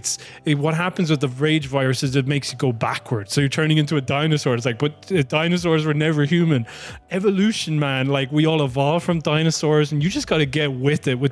You're probably like thinking about, you know, God hates dinosaurs or something. Like, you know, you're like that. You're like Alabama, the most backwards fucking place in the freaking world. Yeah, get off the fucking iPhone and pay attention to religion or evolution. It's obvious. Yeah. Science. Science is real, but also like there are some things that science can't answer. Yeah, like a monkey turned into a dinosaur. Yeah. How curious. Was it God or was it a potion? Yeah. Makes you think. Like that's what all of his movies are, aren't they? You know, where it's like, because you think about Annihilation as well. Do you know, where it's like, what does it mean to be human, and what the matter that we're made up of, and what are we turning into, and what have we come from? And then it's like you get to the end, and it's like, well, you know, I'm a practical person who just believes what they see with their eyes. Well, I'm a religious person, and I think this thing. And you know what? The truth is somewhere in the middle. Who's to say? Credits roll. Done. Yeah. You know? And that's Ex Machina. That's fucking Annihilation. That's not Men. Men is an entirely different thing, which is like... Have you seen Men? Have you? No. Oh, fuck, man. We got to watch Men. You have to see Men. I like... what's his name? The chap in that. The titular man. Rory Kinnear. I like him, but... You know... I don't think I could watch... I don't think his chops are big enough to do that film. He's like, really good in it, but like the makeup is, you know what I mean? Like it's some of it is like he's got like big teeth now, and it's like, well, no, it's just Rory Kinnear wearing big teeth. But each of the characters he plays are distinct from each other, and he is good. The movie is just baffling dog shit. It's so stupid. It's so fucking... We got to watch it. We should watch all of Alex Garland stuff now, shouldn't we? Yeah. So the beach, audience demands it. The Beach, 28 Days Later. And then Sunshine. Sunshine is great. I love Sunshine. And then what was the other one? Judge Dredd. He wrote Judge Dredd. Okay. And also it's possible he directed it. And then there's Ex Machina, Annihilation, Men. Oh, whatever. He's so fucking tedious, isn't he? He's so like... Oh, yeah. I found out, like, he did a thing and he was like, here's the way I write, okay? So what he does is he opens up like Final Draft, okay? Script writing software for those of you not in the know. And then he just starts writing like a story really quick, okay? He's like, I just write out the whole thing. Here's an outline of the story, all right? And then I go back to the top of the document after I have a page.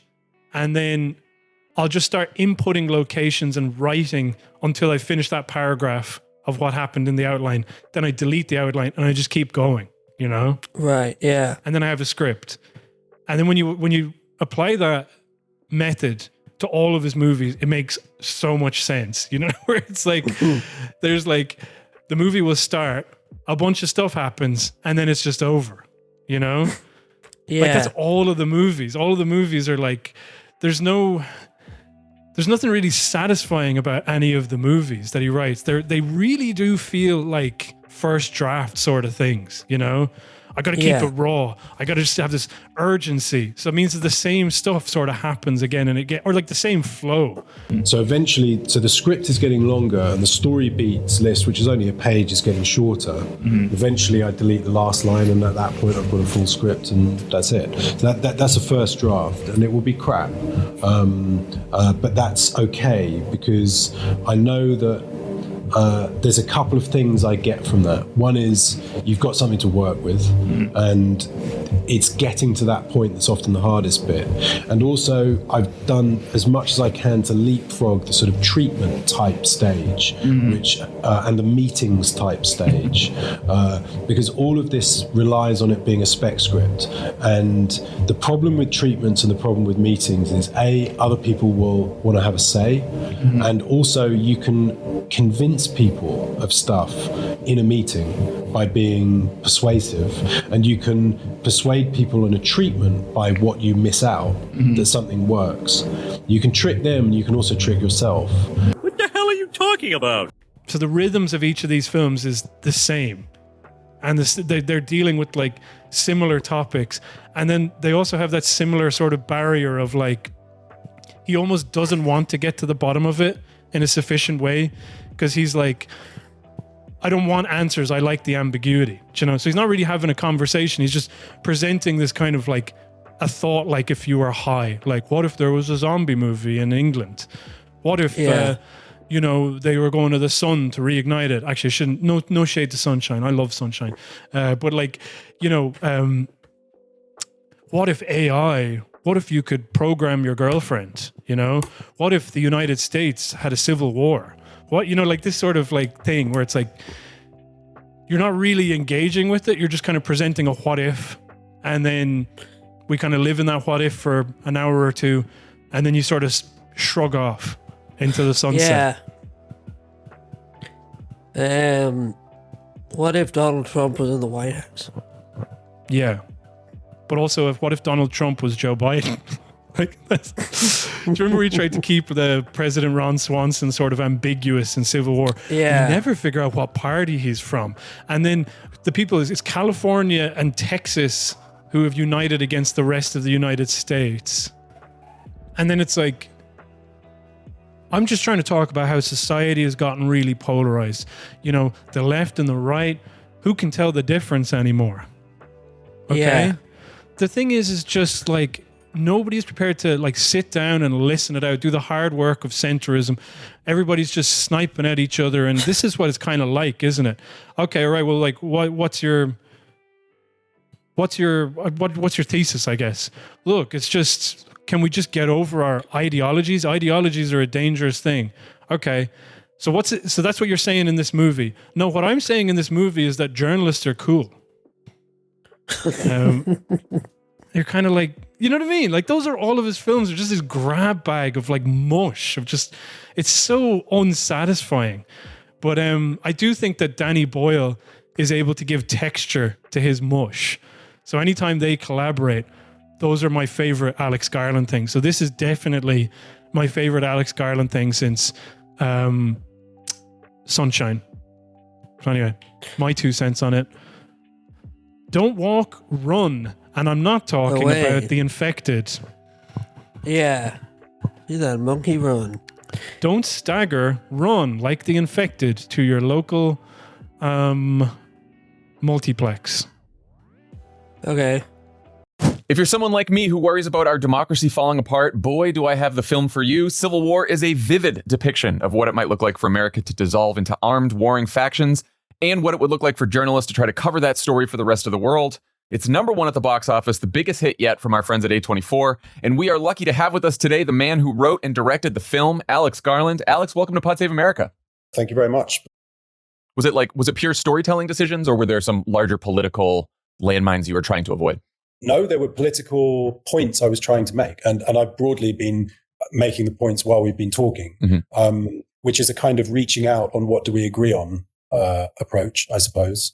And also by not, when I talk about extremism, that would go into 2 different directions. I think the left are problematic, that is to say the far left, the extremist left, are problematic in a different kind of way to the extremist right, but they're problematic if you want to win elections, I think, and if you want to defeat the right, then that becomes tricky, I suppose. Yeah. I think also I made a set of assumptions which is on a point of agreement. One of the things people keep saying about the film is, why doesn't it explain, as it were, the sequence of events from the present day to the start of the Civil War? Why is that left blank? And one of the reasons I didn't is because I don't think the reasons for this Civil War would lie between this point now and the future. I think they all essentially lie in the past. They are things that precede this moment, not things that follow this moment. And in other words, they relate to history and the way in which history is dealt with or not dealt with.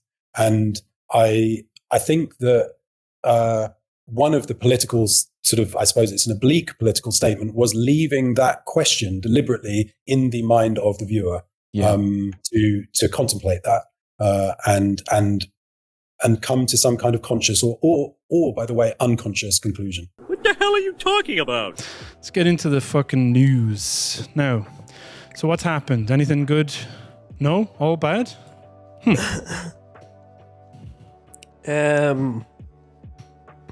have a list? I'll just open up the document. Obviously, what's happened?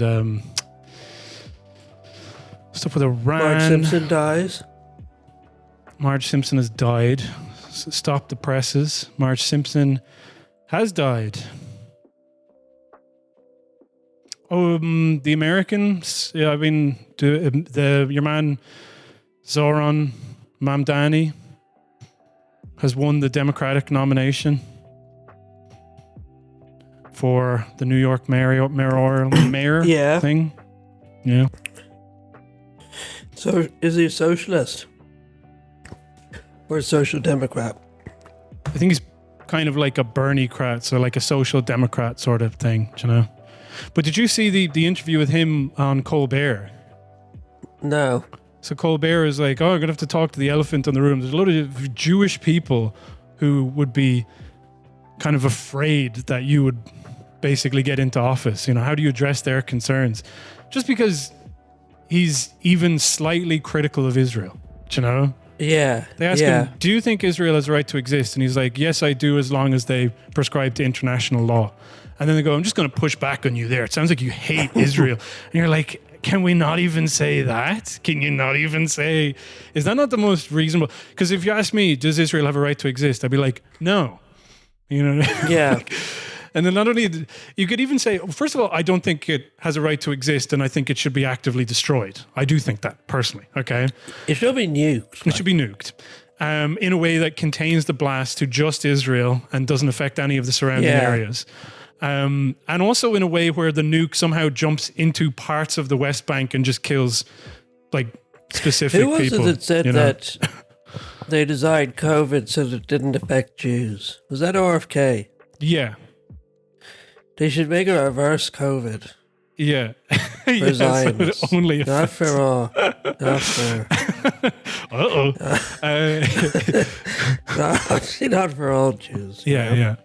Yeah, like to say like no state has the right to exist would also be like a perfectly valid answer to that question.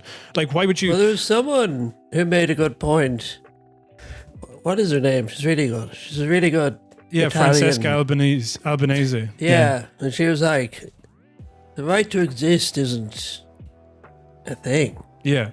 You know, like, it sounds proper, but it's actually not like a real legal thing. Like, yeah. No country has a right to exist. They just do exist, or they don't. This is it. Like, I mean, like, what sort of question is this? Like, imagine going, do you think France has the right to exist? You'd be like, what sort of question is that? It's completely ludicrous, you know? Yeah. Like, it does exist. So there's nothing you can do about that now. So, like, we need to have a different conversation. Actually, we haven't spoken since Tucker Carlson interviewed Ted Cruz. Oh, yeah. That was funny. That was crazy. It was so... Like, there's no respect at all to Tucker Carlson, fuck him. But it was great to have Ted Cruz say that, oh, it's in the book of Genesis that means that we have to support Israel. And then Tucker Carlson going, so in the book of Genesis, it says that we have to support Benjamin Netanyahu's government? Like, it's like, it's so, like, just to present it so flatly and plainly. The thing that made that clip, it actually made me more upset because... it showed how much of a fucking lie it was and how awful it is. And you also are watching that knowing that nothing is going to change, that they are not. Yeah. And everybody who's watching that knows that it's true and are like, yeah, but we're still going to kill them. So, because we just have to. We just have to kill them. You know? Yeah. Like, what's it? Tucker Carlson is... He's just an isolationist. Yeah, exactly. American guy. But he really dismantled the Zionist thing quite well, you know? Yeah. Well, it's because they're so flabby. Like, they haven't to answer any of these questions because everybody, like Colbert, just takes it as the framing as a given. Oh, well, Jews are actually really afraid of you, a Muslim man. You have to answer these questions. I was like, why would I have to answer? You realize what you're saying to me is that people are afraid of me. And you're like, this is a valid question that you have to answer. Do you know what I mean? Yeah. So like every time they talk about Israel, it's always like, well, obviously Israel is great. Okay. But if you start from the premise of like, well, maybe Israel isn't great. Can you answer that? You know, they go, excuse me? I don't know what you're talking about. Like what's like, it really throws them. Yeah. His question about is it APAC? Yeah. They're a lobbying group. Israel, yeah. You know, he was like, this is a group lobbying, they're funded by a foreign government.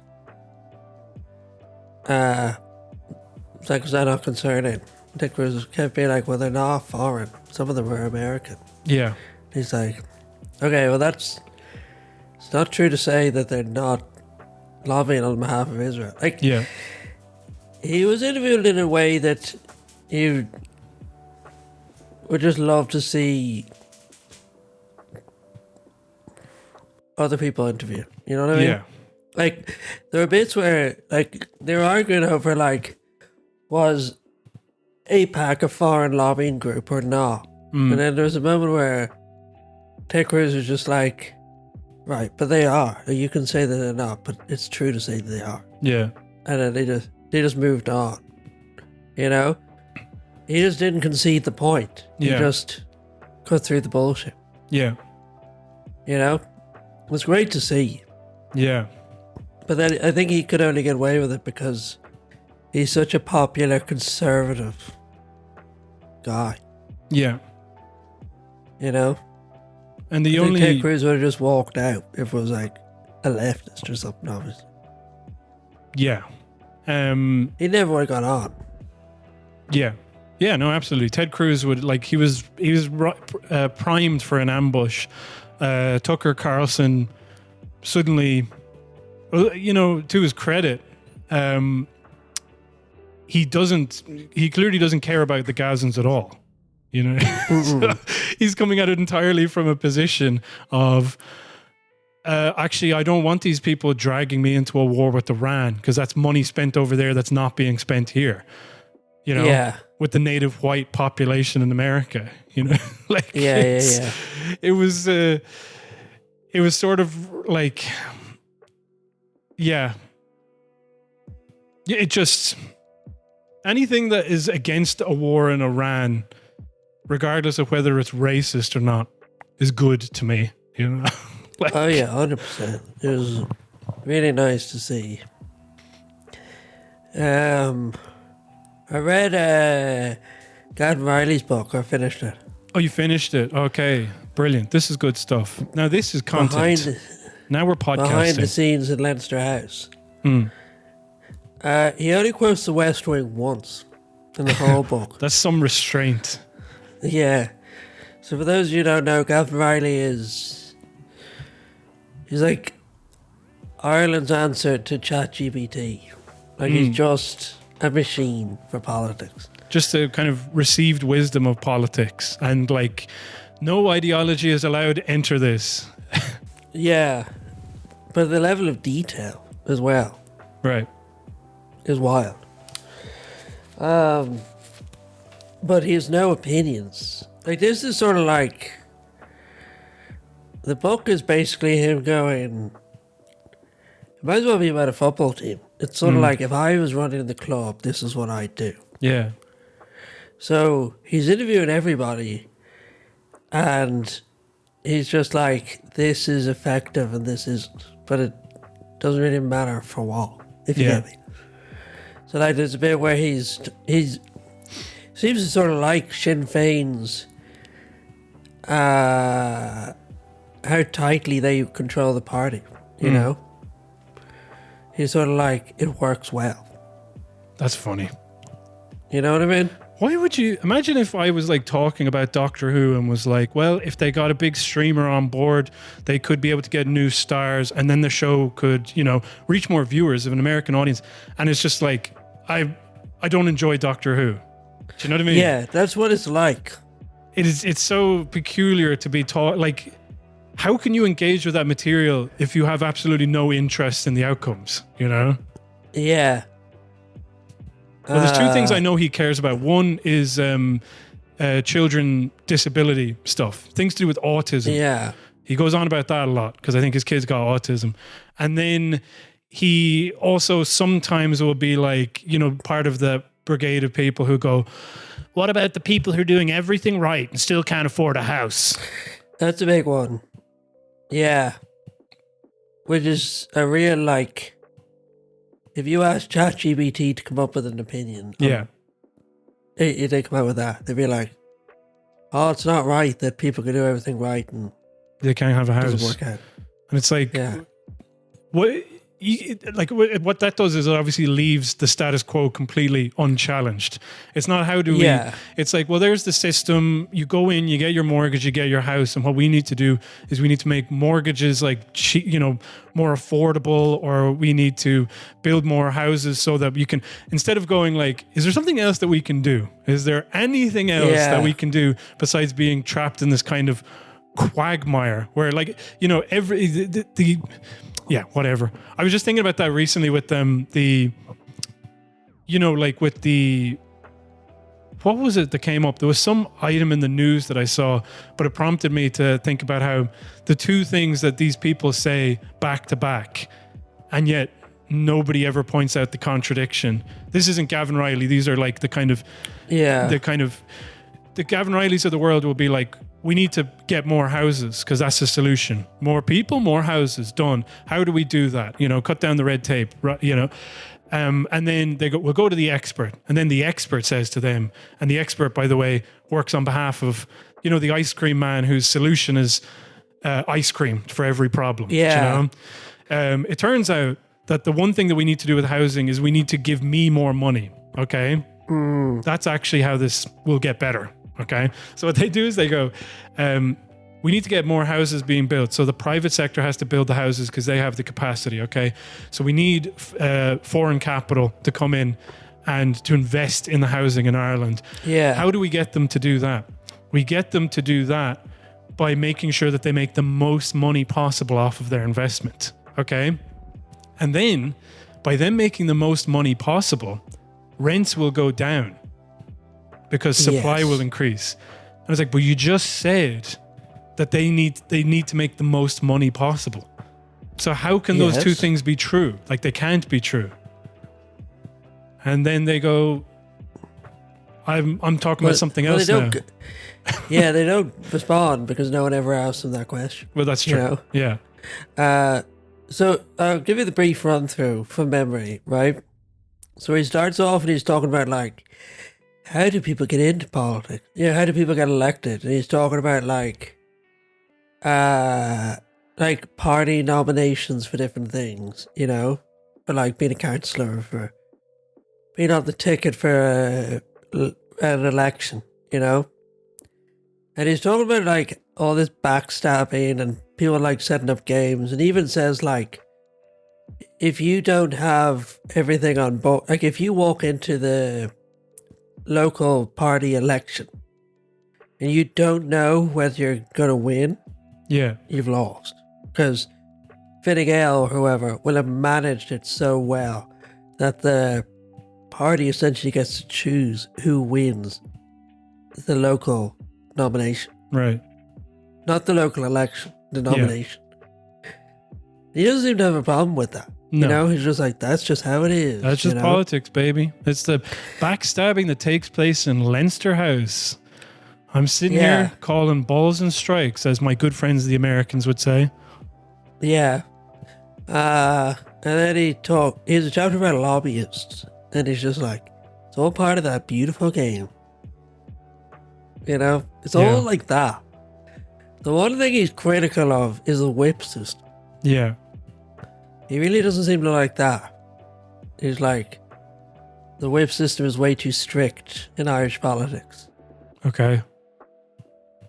And it's like, why is that this is a weird point to like, and I agree with him, like, it's mad that you have someone suspended from the party because they disagree with the party. Right. And something relatively minor. You know what I mean? Mm. But it's just funny that that's his point of contention. Yeah. I wonder why. I'm just trying to imagine it from his like, well, like I don't know what he gets out of politics. So then when he's like, I wonder if something like the whip system, it's so inefficient. It means that, less votes happen and therefore less speeches happen. And then like, you know what I mean? Like, I'm not sure what he like, I can imagine that too. It's like, it makes it less exciting because the votes are more predictable. Yeah. I'm like, because it's not like it would make it better to govern. It would mean that we would get more egalitarian outcomes or outcomes that are more reflective of what the society actually wants, Yeah. Like it doesn't seem like that's, I mean, I haven't read it. I don't know. I'm just taking your word for it. But like, I'm just wondering, like, why is that the thing that you get angry about? Yeah. It's like that I quote. think that's it. You know your man Alexander Coburn? I think it was Alexander Coburn, but Ed Miliband worked for him at one point, and then he goes, "Who do you hate, Eddie?" And he goes, "Well, gosh, I don't think I hate anybody." And he's like, "Oh, your hatred must be pure." He was like, "You have to hate." Yeah, and this is another journalist. You know what I mean? And I just feel like, it's true. You have. I with the people that I respect in journalism, you do have to hate. Like I love the ditch. I was listening to an interview with Owen McNeil there about the plains in Shannon, and the hatred is real. And that's how you get the work. And people are like, "Oh, it's partisan." It's like, I know, but. I don't care that it's partisan, but I'm saying that I think that's good that it's partisan. I think that you should. Yeah, Gavan Reilly doesn't hate anybody. Yeah, and like he's talking to Paul Murphy and stuff, and you can tell he's just like, "Oh, I don't think their strategies are good," Yeah. Like he talks about how. Well, he's not even criticizing him here. He's talking about his whole chapter about the Dáil Bar, and it's called the Holy of Holies. Oh, that's awful. And like, he's just like describing, there are the two Dáil Bars. There's one that anyone can get into if you're invited in, and there's one that's just for TDs. And like, he's describing them in like architectural detail. Yeah, like it's crazy. He's like, the seats look like this, and the bar looks like this, and the blah, blah, blah. And then he's talking about how Paul Murphy never really goes there because he doesn't want to be friendly with anybody. Yeah. And because it might affect his judgment on certain issues if he gets on really well with someone. And you can tell he's just like, what an unusual strategy. Yeah. He's like, he has no opinion on it apart from like, it's novel, you know? He's an he also describes the canteen in serious detail. He's like, you can get a fry for $6.50, and then a Kenny's to get the carvery every day, including the day he stood down his Taoiseach. That's not fair that he eats a carvery every day and he's still alive. Yeah, for $6.50 as well. Fuck these guys. I don't know. Like the thing with the book is that he has no distinction between like trivial and important detail. Like the price of the carvery is just as important as like the nomination system for the cabinet. Yeah. Like they're both just as interesting. I also like in America, the Lincoln Memorial, the Capitol building, all of these things, like even here, like when you're watching stuff as a kid, you do get infected by that. Wow, like these hallowed halls, Yeah. And then he's saying about Leinster House, wow, look at the Dáil Bar, describing it in detail, and like, the fuck are you talking? Like, there's nothing in Ireland that I would walk into and feel some sort of like, I can't believe I'm standing where, Charlie Haughey put Stephen Collins up against the wall and told him to fuck off. Like, there's nothing romantic to me about Irish politics. Maybe the steps of the GPO where you see the bullet holes and you're like, fuck, they were here. And now they're going to turn that into like what? Some sort of co-living space or something. Like they're going to turn it into a WeWork, isn't it? You know, have you seen that? Yeah, they're going to turn it into a luxury shopping centre. Something like, no, it is something like that, was it? GPO. Oh yeah, actually it was Owen McNeil who tweeted this out. So here's a headline from the Journal. Dublin's historic GPO is set to become a mixed-use development under plans being brought to Cabinet today by Taoiseach Micheál Martin. Owen McNeil says, he's quoting a part from the article, supported by first-class retail and office components. So he says, this is free statism distilled. Everything has a price but little worth beyond the books. Everything an investment opportunity for foreign capital. Everything radical or revolutionary about our past to be subdued or suppressed. Worth mentioning, even though it's not really my observation. Just what if I did that? Just read out other people's tweets and was like, this is the podcast now. Just imagine that's what I thought, you know. But which it is what I think. But it is true that, like, you know, imagine Gavin has reverence for these things that these guys don't even have reverence for, you know? Yeah. That's it. Like, for these guys, most of it is just, they go to work. Yeah. You know? And they're trying to squeeze as much money out of this. You know? Yeah. Some of them are like, I'm going to be here for 4 years. I'm going to squeeze out as much as possible. And some of them are like, I'm going to be here for the rest of my life. And I'm going to, like, this is just like a thing. tick. Yeah.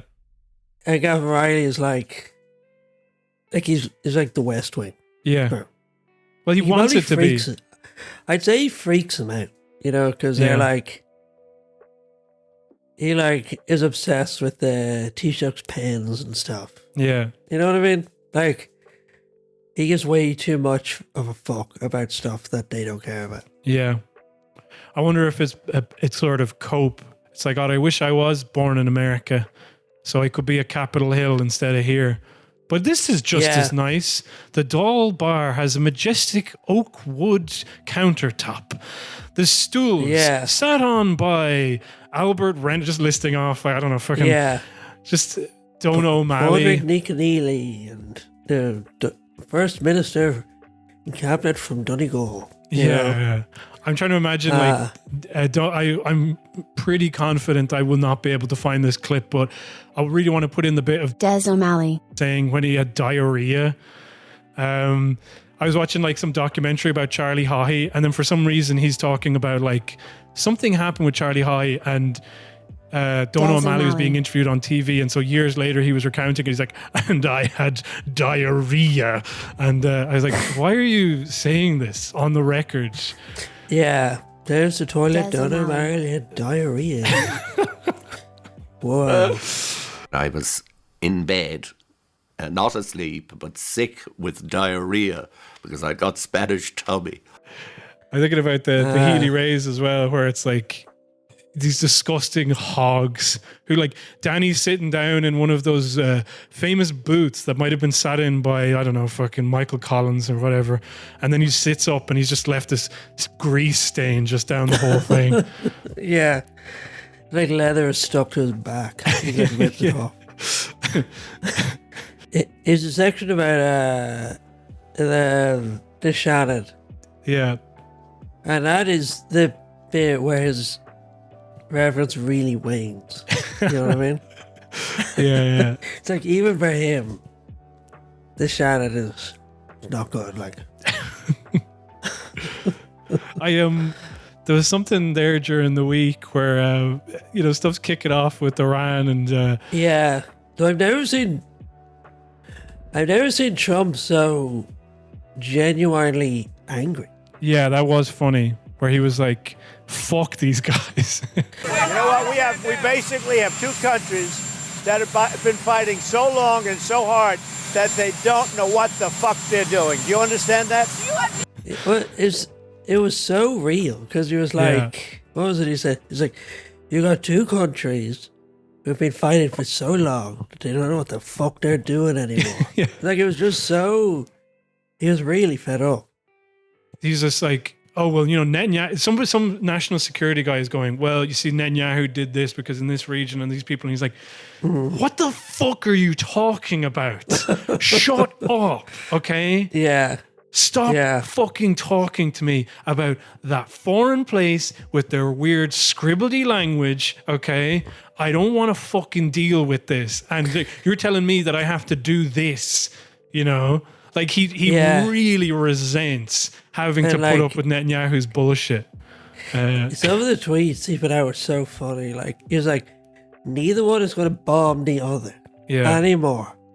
And there was even one about where he's like, and the planes that are on their way, they're going to not do anything. They're going to wave hello. And they're going to turn around. Yeah. Like, it's just like, that's how you talk to a child. I can't remember who was saying it, but they were talking about the way that you kind of think about Trump's behavior is what is going to look good on TV, okay? And what, like, he looks at himself through the TV and he wants to be perceived a certain way and admired, you know, by, you know, look tough, whatever. So when somebody clearly pitched him on the idea of like, yeah, you're going to look tough by like sticking it to Iran, you know, and then he does it. And then people are like, what the fuck are you doing? I don't want to go to goddamn Iran. And then he's like, well, I didn't want to go here either, but I thought you wanted to go here. And then they're like, well, here's some follow-up stuff about Iran. He's like, stop talking to me about Iran. And this is stupid. This is boring. I want to talk about Mexico. I want to talk about the fucking cops. You know what I mean? I want to be back in LA crushing skulls, you know? Like, he just is. Yeah, he just is upset that. Yeah, but anyway, the reason I brought that up was because here's a great headline from the Irish Examiner. Taoiseach is closely monitoring situation in Iran after US strikes. And I was like, oh, good. Thank God you're out there. Simon, we salute you. Appreciate that you're watching it. You're doing the same thing as me. You're sitting at home and you're going, oh, I'm really keeping a good eye on what's happening over there. And the good thing about him is that he looks like he's already been irradiated. Yeah. So maybe he's immune to nuclear weapons. It's like the Mr. Burns virus thing, which we love quoting on the show, where he's got every virus. So, you know, he's just got all of the radiation, which means he's indestructible. But what I mean is that this is the guy that Gavan Reilly is going in these hallowed halls of Leinster House. And it's Simon Harris sitting in like an office that's like hundreds of years old. And he's just watching the same shit that we're watching on a telly and is entirely powerless to stop it. Not able to do anything. Yeah. And then the stuff that he is able to do, like... He won't do. Yeah. And nobody will hold him to account. Least of all Gavan Reilly. Yeah. No, I have to go. Sorry. Yeah, you do. That was all right. It was okay. Yeah. Are you happy with it? Thanks for everybody. Yeah. All right. Okay, cool. He's got to go to his reading group. And if you haven't joined, then do so. Saints and Scholars on Instagram. Saintsandscholars.club. Bye, everybody.